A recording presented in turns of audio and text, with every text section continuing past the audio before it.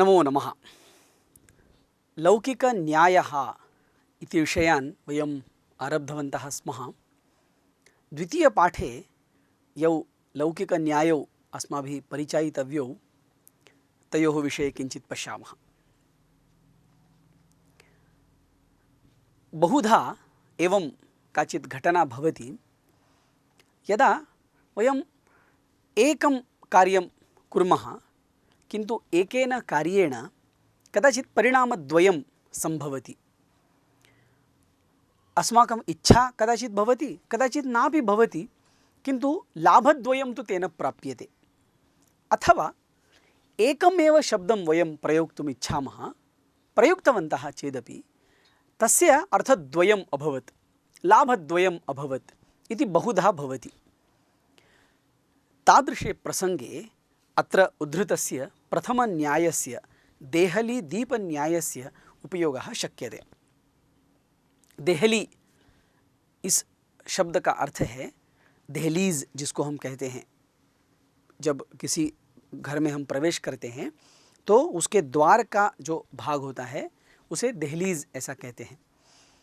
उस जगह पर, उस दहलीज पर अगर दीप रख दिया जाए तो दीप का जो सामान्य धर्म है प्रकाश देना।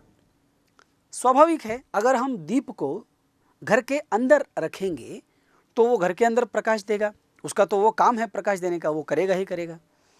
अगर हम दीप को बाहर रखें तो वो बाहर प्रकाश देगा। किंतु अगर हम उस दहलीज पर ही दीप को रख दें तो काम एक ही है, दीप को वहाँ प्रकाशित करना, यह एक ही काम है। किंतु उसको अगर हम दहलीज पर रखते हैं तो एक ही दीप से घर के अंदर भी प्रकाश होगा और घर के बाहर भी प्रकाश होगा। इसी संदर्भ में अगर हम कोई काम करते हैं, जैसा हमने पहले देखा कि उस एक काम से अगर दो फल सिद्ध हो रहे हैं, एक शब्द से अगर दो अर्थ निकल रहे हैं और दोनों का उपयोग हो रहा है, तो उस जगह पर इस न्याय का, देहली दीप न्याय का प्रयोग हम कर सकते हैं। सरल है, हम करते भी हैं आनंद से।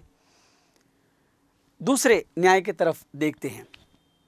हमारे कईयों के जीवन में, लगभग सभी के जीवन में यह प्रसंग आया होगा कि हम कहीं जाते हैं और दुकान में गए ऐसा समझिए, और देखते हैं कि हमारे पास इतनी बड़ी एक सूची है, कुछ वस्तुएं हमें खरीदनी है। हम वहाँ गए, उनके पास सूची दे दी और खड़े हैं। एक एक वस्तु वो बांध रहा है, नाप रहा है, तोल रहा है, सब कुछ चल रहा है। और कोई दूसरा व्यक्ति आता है, छोटी सी कोई वस्तु मांगता है और चला जाता है। हम खड़े के खड़े रहते हैं। इसी प्रकार की एक घटना घटित हुई है जिसके आधार पर इस न्याय का निर्माण हुआ है। सूची और कटाह, ये दोनों शब्द, इनको हम थोड़ा समझेंगे। सूची का अर्थ है सुई, छोटी सी सुई जो है लोहे की बनी हुई वो, और दूसरा कटाह, कटाह का अर्थ है कढ़ाई।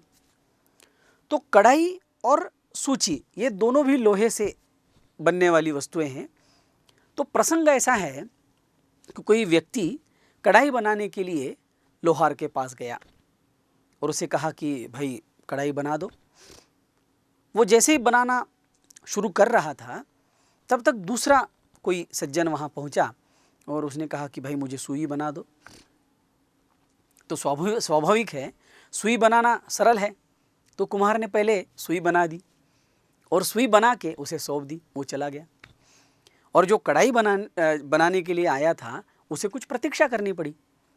किंतु स्वाभाविक है, अत्यंत सरल है, हम भी उसकी जगह होते तो शायद वही करते कि जो काम सरल होता है और जिस छोटे सरल काम से किसी की तृप्ति हो सकती है, पहले वो कर देना चाहिए, और जिसे थोड़ा समय लगने वाला होगा वो हम स्वाभाविक रीति से बाद में करते हैं। तो सूची कटाह न्याय से अभिप्राय ये है इस लोकोक्ति से कि सरल काम पहले कर लेना चाहिए, वो विवेक हमारे पास होना चाहिए, और जो क्लिष्ट है, जिसमें ज़्यादा समय लगने वाला है, वो थोड़ा सा बाद में करना चाहिए। दोनों भी काम करेंगे, किंतु छोटे से काम से अगर किसी की तृप्ति हो रही है, उसका समय बच रहा है, तो हमें उसके लिए समय देना चाहिए, और इस प्रसंग में इस न्याय का हमें उपयोग करना चाहिए।